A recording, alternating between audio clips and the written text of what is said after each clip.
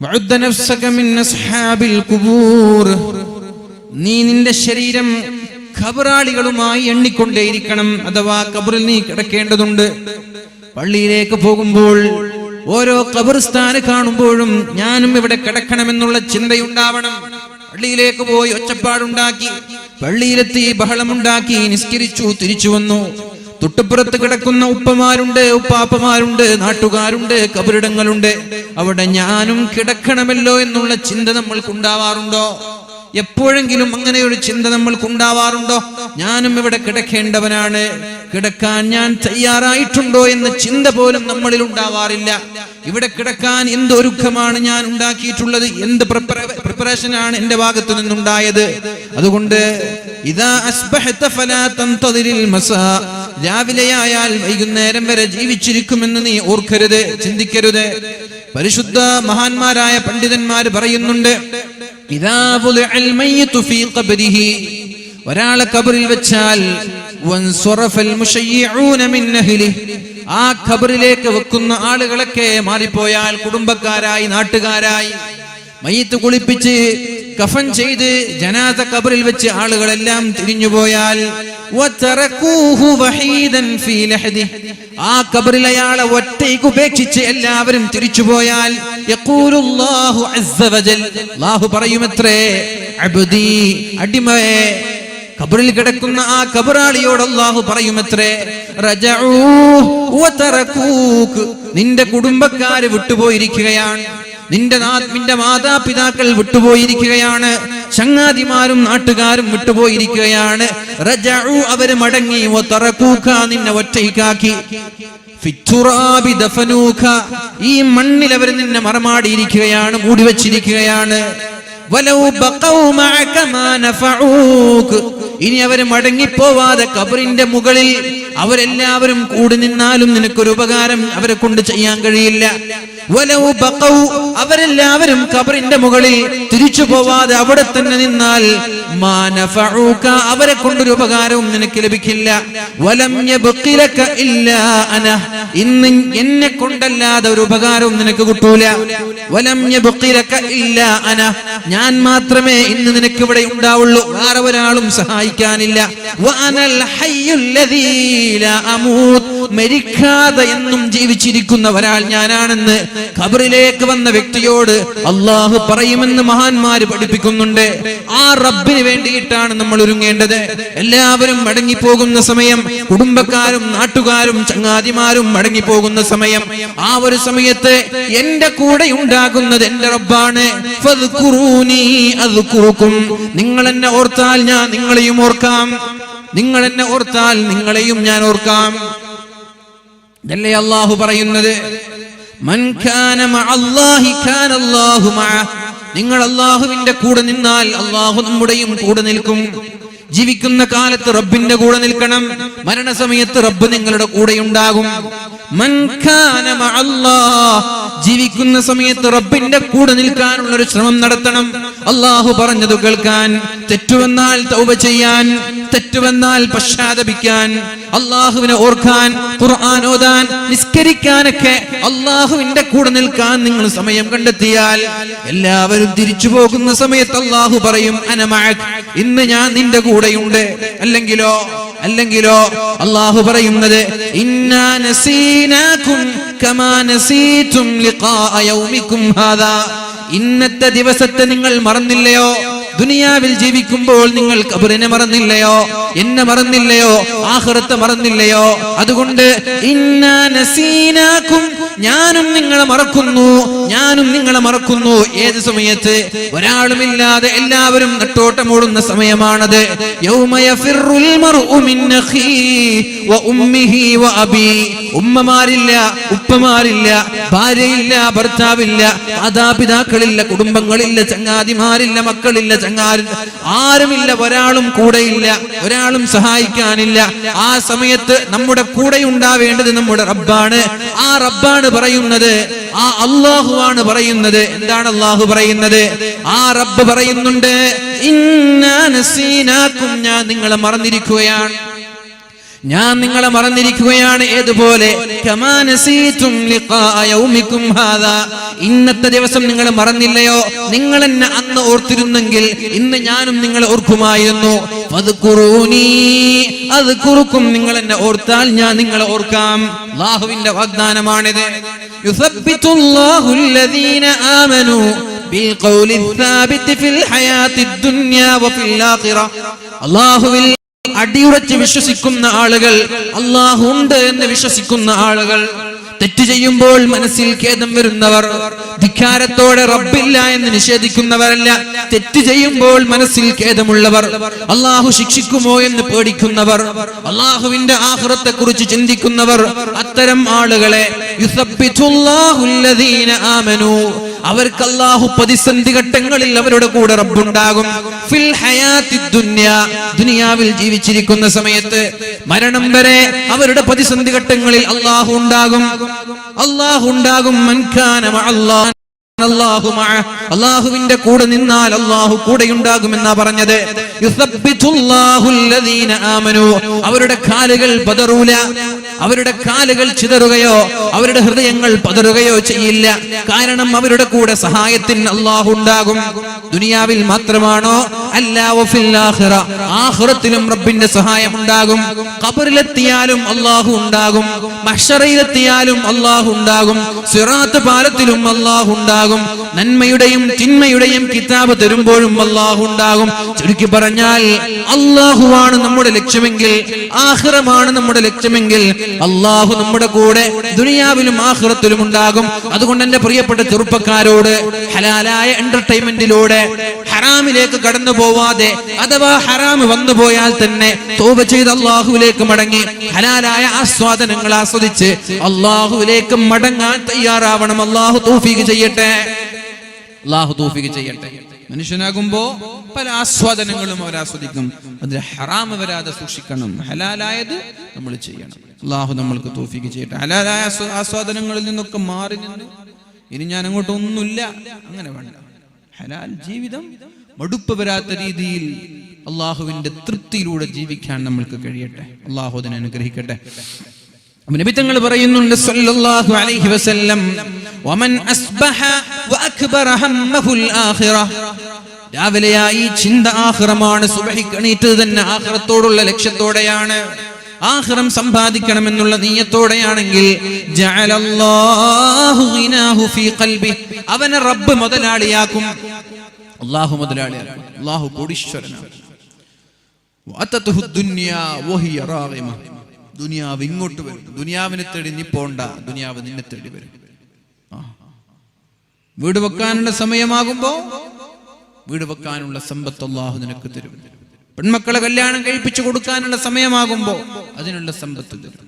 നിന്റെ ആവശ്യങ്ങൾക്കനുസരിച്ച് സാമ്പത്തികമായ സഹായം അല്ലാഹു തരും. എന്ന് വെച്ച് തസ്ബീഹ് മാലയും പിടിച്ച് പള്ളിയിൽ ഇരിക്കാനല്ല, അധ്വാനിക്കണം, അധ്വാനിക്കണം. പക്ഷേ ദീൻ മറന്നിട്ടുള്ള അധ്വാനം വേണ്ടാന്നുള്ളൂ.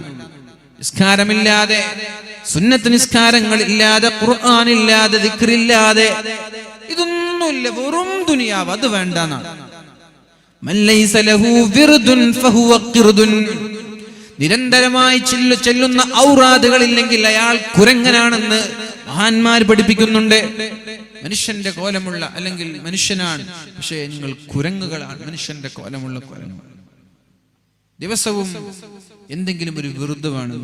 ഒന്നുകിൽ ഒരു ജുസ് ഖുർആനോ, അതൊരു വിറുദാണ്. ഒരു 100 സ്വലാത്ത് ദിവസവും വിറുദാണ്. ഒരു 100 ദിക്ർ ലാ ഇലാഹ ഇല്ലല്ലാഹ് വിറുദാണ്. ഇസ്തിഗ്ഫാർ വിറുദാണ്. ദിവസവും നിരന്തരമായി ചെല്ലുന്ന ദിക്റുകളെയാണ് വിറുദ് എന്ന് പറയുന്നത്. അങ്ങനെ വിറുദില്ലാത്ത ആളുകൾ മൻ ലൈസ ലഹു വിറുദുൻ ഫഹുവ ഖിർദുൻ, അവർ കുരങ്ങന്മാരാണ്. നിങ്ങളൊക്കെ കുരങ്ങനാണോ അല്ലേ എന്ന് നിങ്ങൾ തീരുമാനിക്കേണ്ടത്. ദിക്റില്ലേ, നിരന്തരമായി ചെല്ലുന്ന ദിക്റുകളും ഔറാദുകളും ഇല്ലെങ്കിൽ കുരങ്ങന്മാരിൽ പെട്ടുപോകും. അതുകൊണ്ട് എന്ത് വേണം? അല്ലാഹുവിലേക്ക് അടുക്കാനുള്ള വഴികളാണ് വിർദുകൾ, നിരന്തരമായിട്ടുള്ള ഔറാദുകൾ. വഅതതുഹു ദുനിയാ വഹിയ റാഗിമ, ദുനിയാവിന്റെ പിന്നാലെ പോകണമെന്നില്ല. നിങ്ങളുടെ നിസ്കാരവും ദീനും ഖുർആനൊക്കെ കഴിഞ്ഞിട്ടുള്ള അധ്വാനം കൊണ്ട് തന്നെ നിങ്ങൾ ആഗ്രഹിക്കുന്നതിനേക്കാളും കൂടുതൽ അല്ലാഹു നിങ്ങൾക്ക് തരും. നിങ്ങളെ ദുനിയാവ് മോഹിപ്പിച്ചുകൊണ്ട് നിങ്ങളുടെ അടുത്തേക്ക് കടന്നു വരുമെന്ന് മുഹമ്മദുർ റസൂലുള്ളാഹി സ്വല്ലല്ലാഹു അലൈഹി വസല്ലം. അതല്ലേ നല്ലത്. ആഖിറം വിട്ട് ദുനിയാവിന്റെ പിന്നാലെ പോയി നോക്കുമ്പോൾ അള്ളാഹു കണക്കാക്കിയതിൽ നിന്ന് ഒരു രൂപ പോലും കൂടുതൽ കിട്ടിയില്ല. എന്നാൽ ദീനിന് പ്രാധാന്യം നൽകി, ആഖിറത്തിന് പ്രാധാന്യം നൽകി അധ്വാനിച്ചപ്പോ പ്രതീക്ഷിച്ചതിനേക്കാളും കൂടുതൽ പടച്ചവൻ തന്നു. അതല്ലേ നല്ലത്. ദുനിയാവും കിട്ടി, ആഖിറവും കിട്ടി. അള്ളാഹു അവരിൽ നമ്മെ ഉൾപ്പെടുത്തട്ടെ. മഹാനായ അബൂദർ റളിയല്ലാഹു അൻഹുവിനോട് അല്ലാഹുവിന്റെ ഹബീബ് ചോദിക്കുന്നുണ്ട്, യാ അബൂദർ, അബൂദർറേ, അതറാ കസ്റത്തുൽ മാലി വൽ ഗിനാ, ഒരുപാട് സമ്പത്തുള്ളവൻ മുതലാളിയാണ് എന്ന് നിങ്ങൾക്ക് തോന്നുന്നുണ്ടോ അബൂദർറേ? ഖുൽതു നഅം, അതേ നബി. വതറാ ഖില്ലത്തുൽ മാലി ഹുവൽ ഫഖർ, സമ്പത്തില്ലാത്തവൻ ദരിദ്രനാണ് എന്ന് തോന്നുന്നുണ്ടോ? നഅം യാ റസൂലല്ലാഹ്, ഉണ്ട് നബിയേ.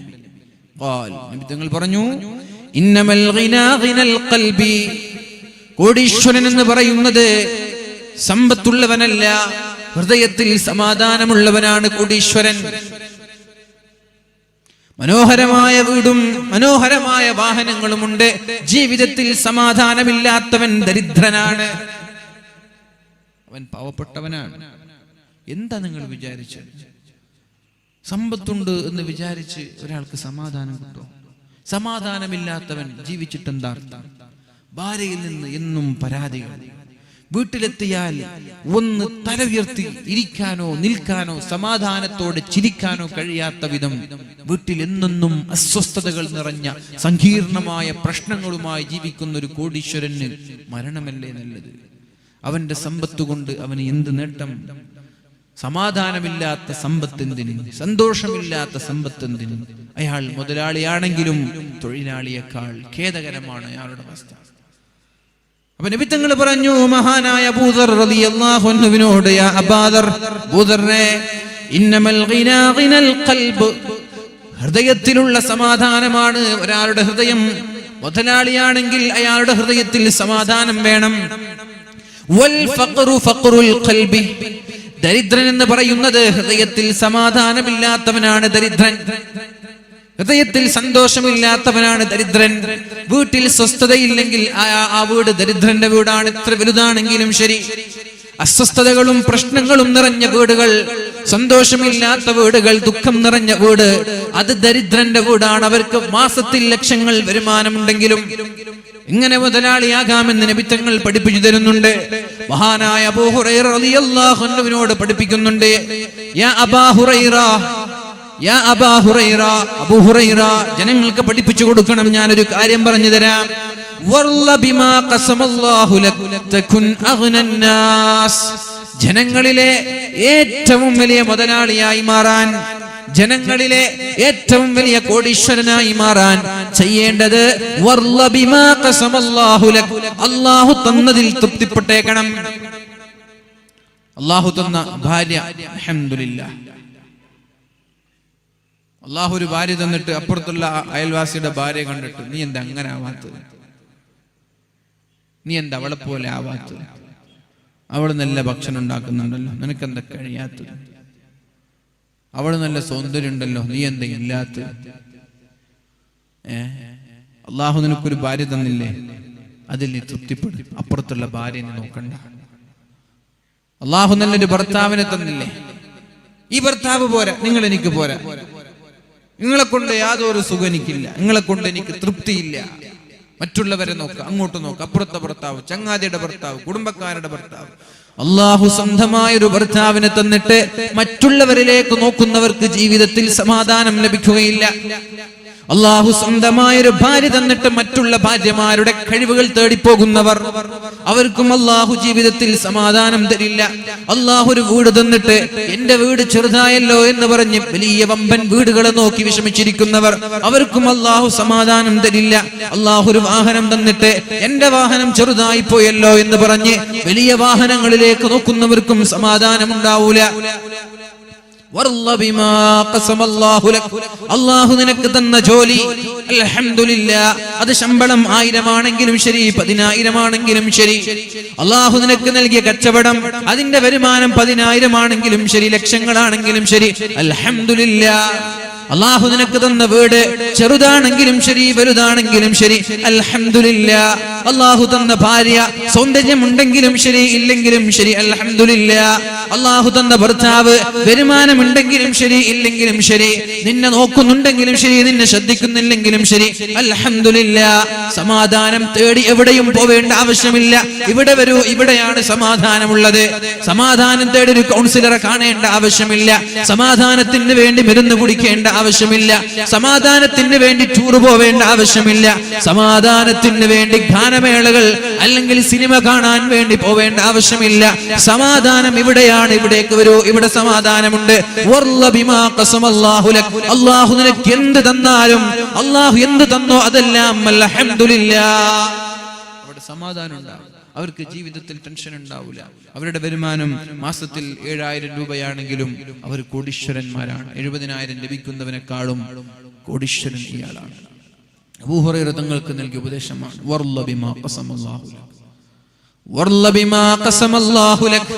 അല്ലാഹു നൽകുന്ന ഏത് വിഷയമാണെങ്കിലും അല്ലാഹു നൽകിയതിൽ തൃപ്തിപ്പെട്ടാൽ അല്ലാഹു നിനക്ക് സമാധാനം നൽകും. കോടീശ്വരനായി മാറാം. യബ്ന ആദം, ഓ മക്കളെ, ഓ ആദം സന്തതികളെ, ഖലഖതുക ലിൽ ഇബാദ, നിന്നെ ഞാൻ സൃഷ്ടിച്ചത് എന്നെ ആരാധിക്കാനാണ്. ഫലാ തൽഅബ്, അതുകൊണ്ട് നീ കളിച്ചു നടക്കരുത്. നിന്റെ ജീവിതത്തിന്റെ, നിന്റെ സൃഷ്ടിപ്പിന്റെ ലക്ഷ്യം കളിയല്ല, കളിക്കലല്ല, കളിക്കാണലല്ല, ആരാധിക്കലാണ്, ഇബാദത്താണ്. ഇബാദത്ത് ചെറുതും കളി വലുതുമായി മാറരുത്. ഇബാദത്തിന്റെ ഇടയിലുള്ള കളികളൊക്കെ കളി വലുത്, ഇബാദത്ത് സൈഡ്. വേൾഡ് കപ്പ് നടക്കുമ്പോ കളി കണ്ടുകൊണ്ടിരിക്കുക. ജമാഅത്ത് നടക്കുന്നുണ്ട് പള്ളിയിൽ, ബാങ്ക് കൊടുക്കുമ്പോൾ കളി നിർത്തി പള്ളിയിലേക്ക് വന്നു. അപ്പൊ നിന്റെ കളിയെക്കാളും വലുത് നിനക്ക് ജമാഅത്താണ്. ഒക്കെ കുഴപ്പമില്ല. നേരെ മറിച്ച് നിസ്കാരം പോലും ഇല്ലാതെ കളികളുടെ പിന്നാലെ പോകുന്നത്, ഫലാ തൽഅബ്, അങ്ങനെ ജീവിക്കരുത്. നിനക്ക് വലുത് ഇബാദത്താണ്. വഖസംതു ലക റിസ്ഖക ഫലാ തതഅബ്, നിനക്കുള്ള റിസ്ഖെല്ലാം ഞാൻ കണക്കാക്കി വെച്ചിരിക്കുകയാണ്. എന്തൊക്കെയാണ് നീ സമ്പാദിക്കുന്നത്, നിന്റെ വീട് എങ്ങനെ, നിന്റെ വാഹനം എങ്ങനെ, നിനക്ക് എത്ര കുട്ടികൾ, നിന്റെ ഭാര്യ ആര്, നിന്റെ ഭർത്താവ് ആര്, എല്ലാം അല്ലാഹു നേരത്തെ കണക്കാക്കി വെച്ചു. അതിൽ നീ തൃപ്തിപ്പെട്. ഫലാ തതഅബ്, പിന്നെ പടച്ചവന്റെ കണക്കിനേക്കാൾ കൂടുതൽ ഉണ്ടാക്കാൻ വേണ്ടി ഓടി നീ ക്ഷീണിക്കണ്ട.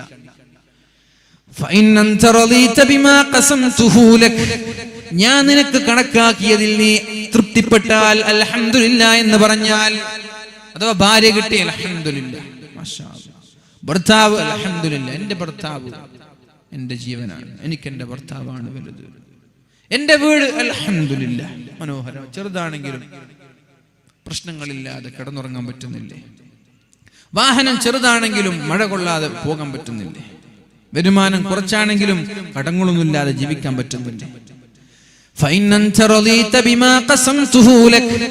ഞാൻ നിനക്ക് തന്നതിൽ നീ തൃപ്തിപ്പെട്ടാൽ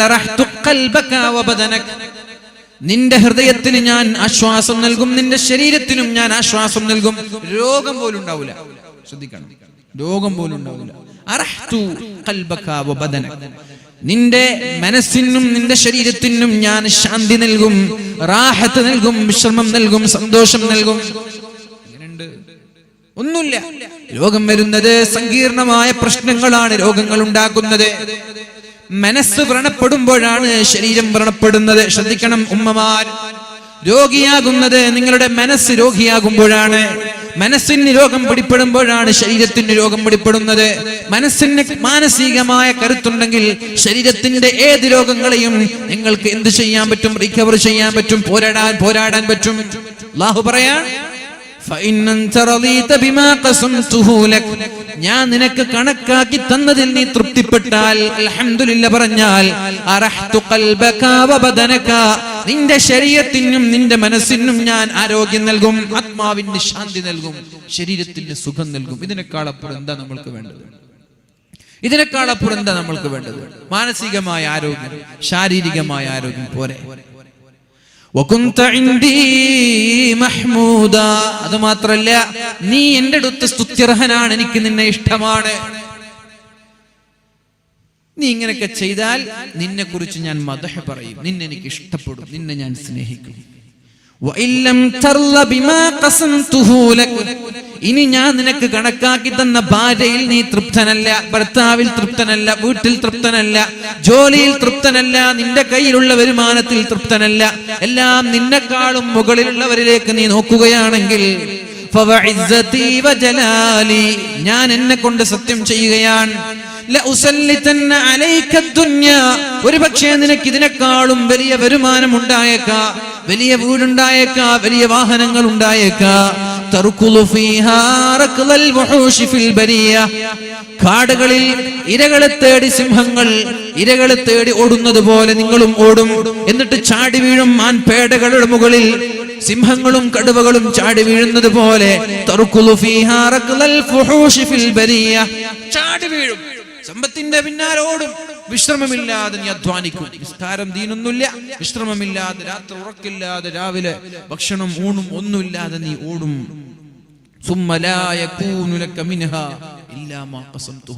പക്ഷെ ഓടി ഓടി ഓടി ഓടി നീ തളരുമെന്നല്ലാതെ എന്റെ കണക്കിൽ നിന്ന്, ഞാൻ നിശ്ചയിച്ചതിൽ നിന്ന് ഒരു ദിർഹം കൂടുതൽ നിനക്ക് കിട്ടൂല.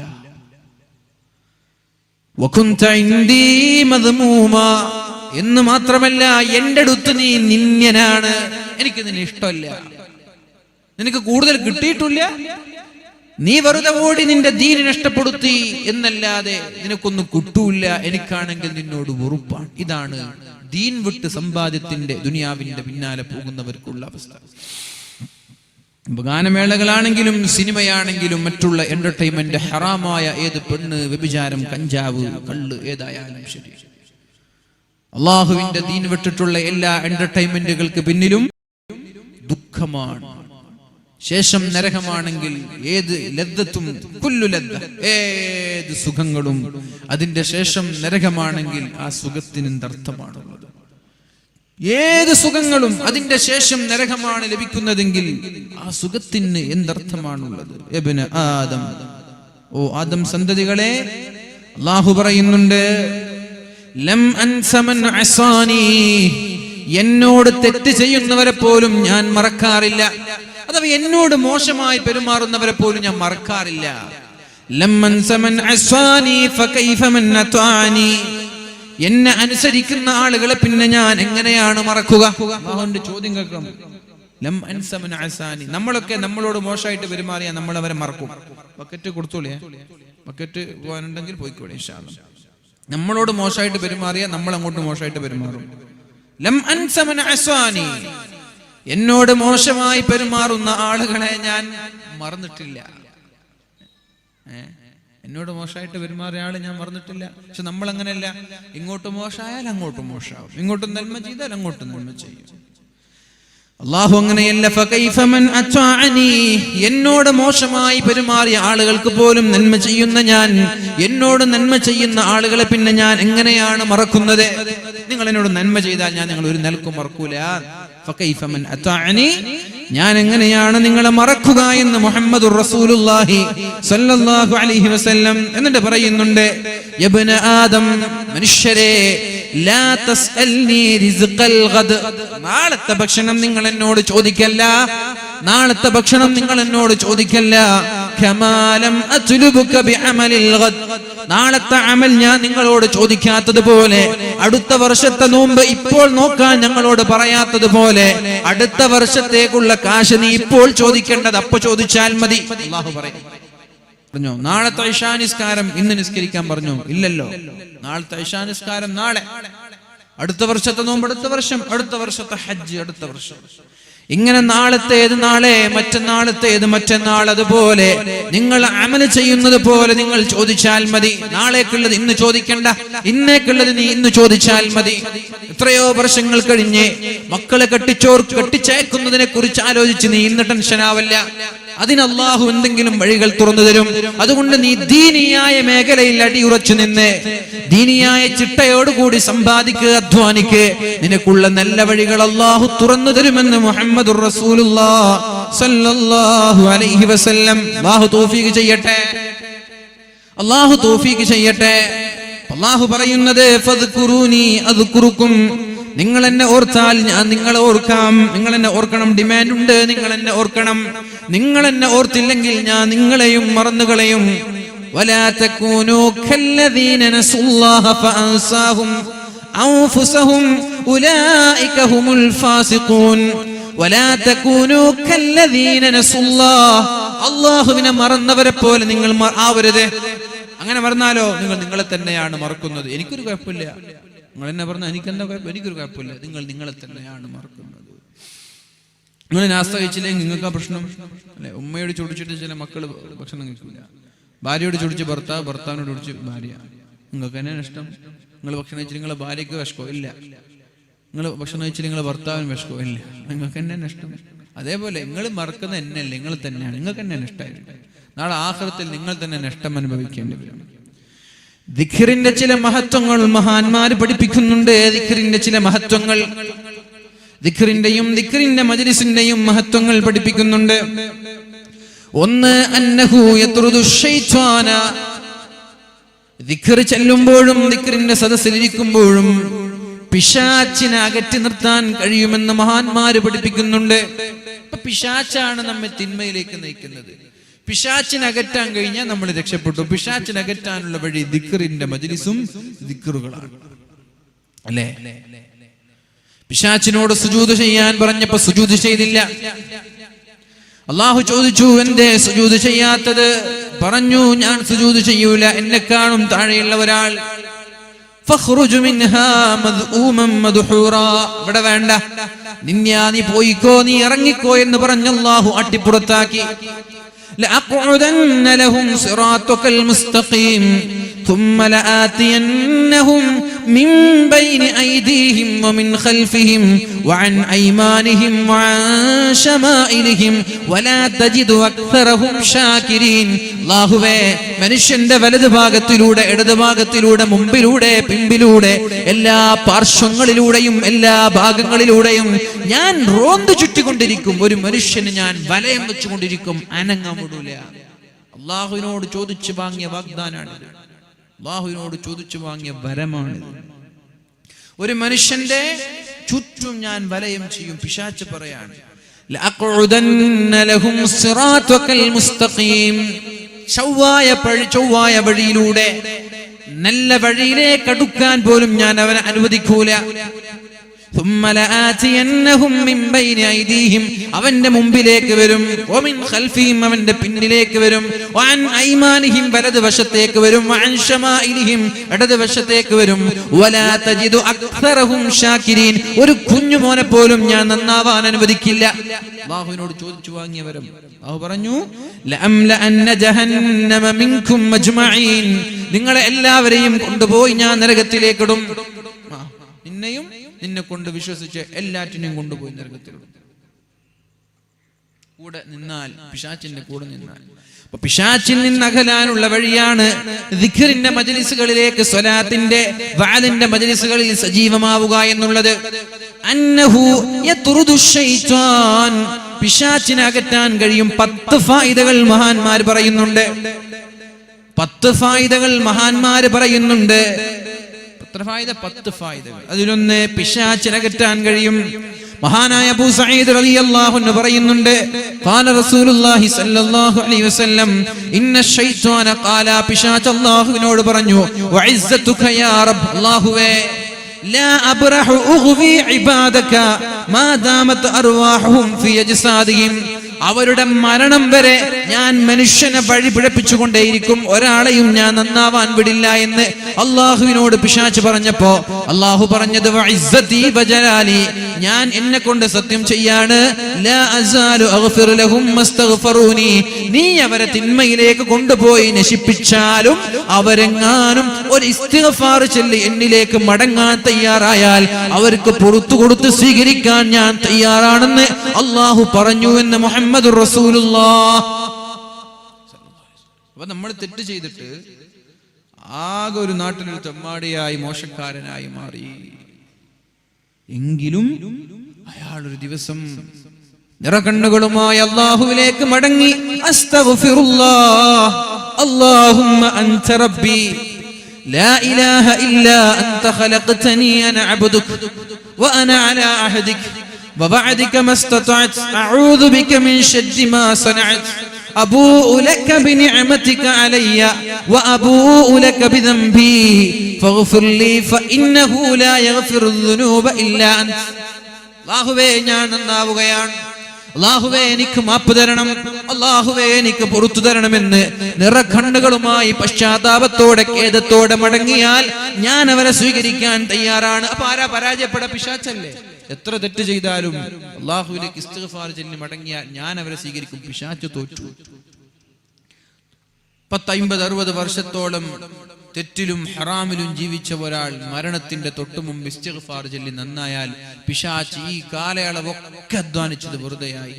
നമ്മൾക്ക് നന്നാവാൻ സെക്കൻഡുകൾ മതി, അല്ലാഹുവിലേക്ക് അടുക്കാനും സെക്കൻഡുകൾ മതി.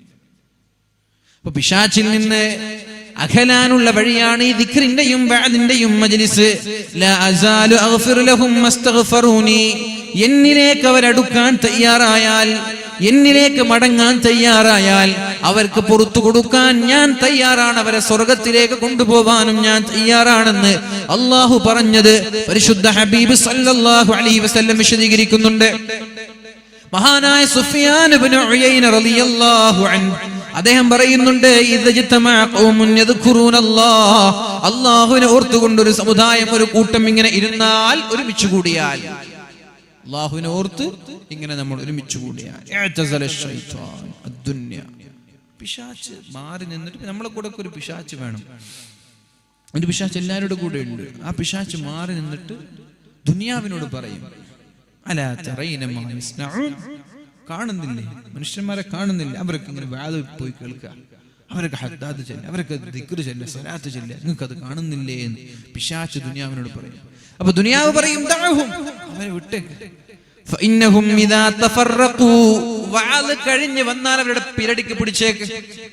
വാള് കഴിയുന്നത് വരെ തൊടാൻ കഴിയില്ല, അത് ശരിയാണ്.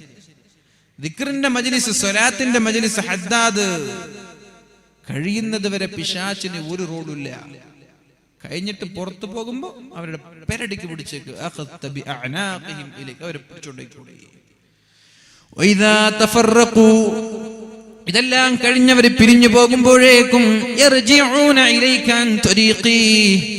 ഇതിൽ നിന്ന് മാറി നിന്നിലേക്ക് അവരെ മടങ്ങി വരാൻ സാധ്യതയുണ്ട്, അവരെ പിടിച്ചോളൂ എന്ന് ദുനിയാവ് പിശാചിനോട് പറയുമെന്ന് മഹാനായ സുഫിയാൻ ഇബ്നു ഉയൈന റളിയല്ലാഹു അൻഹു.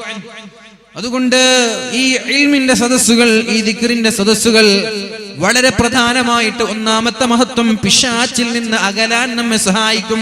എത്ര കണ്ട് വഅദിന്റെ മജ്ലിസിൽ ഇരിക്കുന്നുണ്ടോ, എത്ര കണ്ട് ദിക്റിന്റെയും സ്വലാത്തിന്റെയും മജ്ലിസിൽ ഇരിക്കുന്നുണ്ടോ, അത്രയും അയാൾ പിശാചിൽ നിന്ന് അകന്നുകൊണ്ടേയിരിക്കും. അപ്പൊ പിശാച് നമ്മുടെ ശത്രുവാണ്. ഫദല്ലാഹുമാ ബിഗുറൂർ فلما ذاق الشجرة بدت لهما سوآتهما وطفقا يقصفان عليهما من ورق الجنة وناداهما ربهما ألم أنهكما عن تلكما الشجرة وأقل لكما إن الشيطان لكما عدو مبين. ആദമിനോട് ഹവ്വയോട് അല്ലാഹു ചോദിക്കുകയാണ്, നിന്നോട് ഞാൻ പറഞ്ഞില്ലേ പിശാച് ശത്രുവാണെന്ന്, എന്തേ നീ കേൾക്കാത്തത്? നിന്നോട് ഞാൻ ആദ്യം പറഞ്ഞില്ലേ ഇന്ന ശൈത്വാന ലകുമാ അദുവ്വും മുബീൻ, വ്യക്തമായ ശത്രുവാണ് പിശാച് എന്ന് പറഞ്ഞിട്ടില്ലേ? എന്നിട്ടും പിശാചിന്റെ വാക്ക് എന്തേ നീ കേട്ടത് എന്നാണ് അല്ലാഹു ചോദിച്ചത്. ഖാല റബ്ബനാ ളലംനാ അൻഫുസനാ, തെറ്റുപറ്റുപോയി റബ്ബേ. അല്ലാഹു പുറത്തു കൊടുത്തു. അതേപോലെ പിശാച് ശത്രുവാണെന്ന് നമ്മൾക്കറിയാം, എന്നിട്ടും നമ്മുടെ ഭാഗത്ത് തെറ്റുവരും. തൗബ ചെയ്ത് റബ്ബിലേക്ക് മടങ്ങിയാൽ അല്ലാഹു പുറത്തു തരും. ദിക്റിന്റെ 10 മഹത്വങ്ങളിലൊന്ന്, ദിക്റിന്റെ 10 പ്രത്യേകതകളിലൊന്ന്, ദിക്റിലൂടെ ജീവിക്കുന്ന ഒരാളെ പിശാചിന് ശല്യം ചെയ്യാൻ കഴിയില്ല. അപ്പൊ നിരന്തരമായ ഒരാൾ ദിക്ർ ചൊല്ലാൻ, ദിക്ർ തന്നെ ഒഴിവ് സമയങ്ങളിൽ ഇങ്ങനെ വാളുകൾ, അല്ലെങ്കിൽ ദിക്ർ ചൊല്ലി സുബ്ഹാനല്ലാഹ്, സ്വലാത്ത്, ദിക്ർ ചൊല്ലി, ഖുർആൻ ഓതി, നിസ്കരിച്ച്, തന്നെ അയാളെ പിശാചിന് തൊടാൻ കഴിയില്ല.